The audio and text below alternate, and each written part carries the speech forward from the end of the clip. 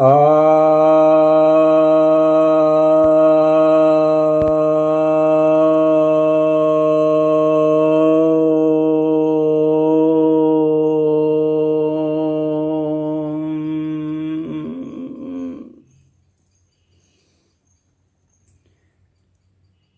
pay my solemn obeisance to all the viewers and listeners. Namaskaram.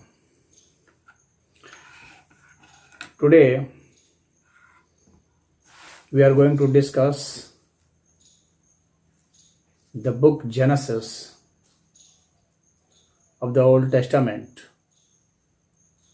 of Bible.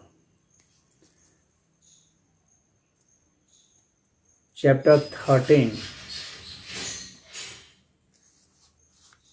In this chapter, it is said that Abraham with Lot marched together, but their herdsmen quarreled with each other, and then Abraham prayed him that he let us separate our ways. Then Lot traveled towards Jordan, and Abraham dwelt in the land of Canaan.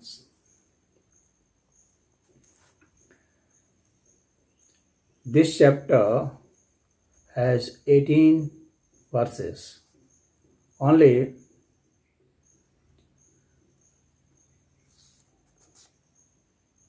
2-3 verses are important for discussion purpose.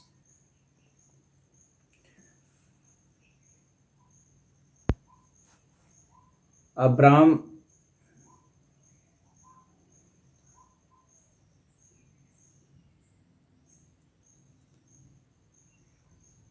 called upon Lord, and Lord appeared before him and called that I will make thy seat.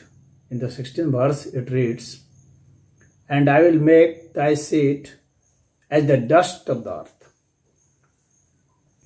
so that if a man can number the dust of the earth, then shall thy seed also be numbered. So here it is the eulogized statement.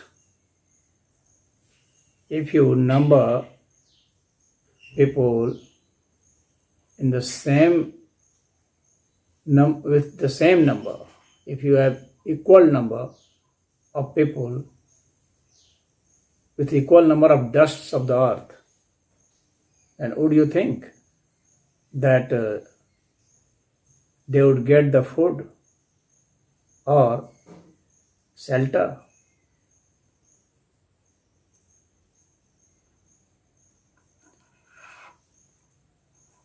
So this is a very either eulogized statement or idiotic statement, whatever you should think. Number of dusts are innumerable, uncountable. If you make the people uncountable, innumerable, then what they have to feed with. So this is simply impossible. So this is a false statement. Technically it is not possible. Where they would live? For a man to live, at least 6 feet length and 3 feet breadth is needed. But if you would create man in that number as the number of dusts of the earth, then where would you keep them in the tent? Where the tent could be placed? Or from what thing you would make the tent?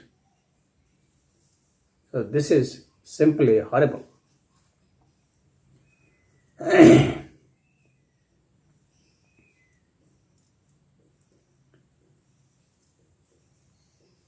Then again, in the 17th verse,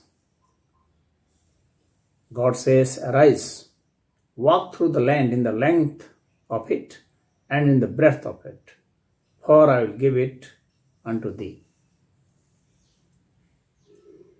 So here, God claims that He had given all the land to Abraham. But we all know that different civilization survived at that time at different locations. So how could this statement be a correct statement?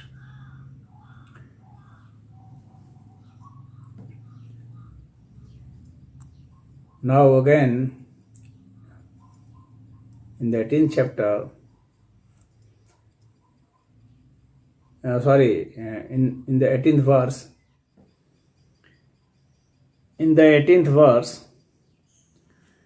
it is written, "Then Abram removed his tent and came and dwelt in the plain of Mamre, which is in Hebron, and built there an altar unto the Lord."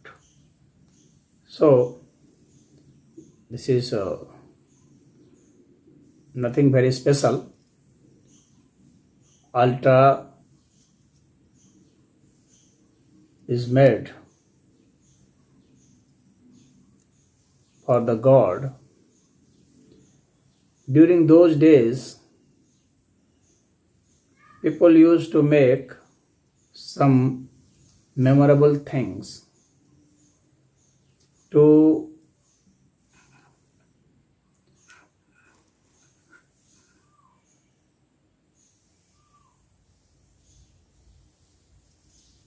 pacify themselves, to make themselves happy by thinking that these altars is made for the God, for the Lord. God does not need any altar or anything. But for the sake of own satisfaction, they used to build these types of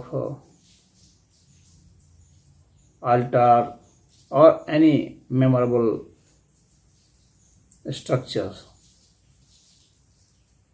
And with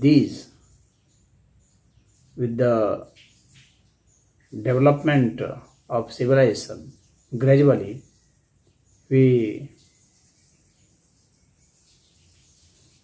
came to the period when people used to build big structures, big buildings in the name of Lord God. So, during the start of civilization, we could note that people started building altars. Some used to keep a heavy stone, some used to keep stone kept over the stone, or some people even used to pile heaps of soil or even wooden items. They used to dig the earth, then put the wooden item there, or even pillars. Then they used to pray there, thinking that it is the at least emblem of Lord God, if not Lord God itself, in the memory of Lord God, or in the memory of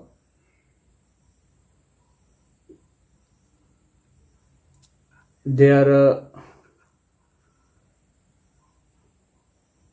revelation, because sometime the prophets or masters or sage saints, they used to call the people that here I get revelation, so let's build a memorial there. So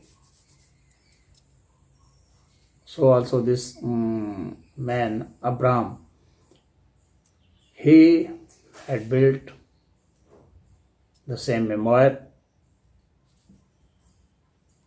and this is the end of the chapter 13th. And it is very funny thing and very inquisitive thing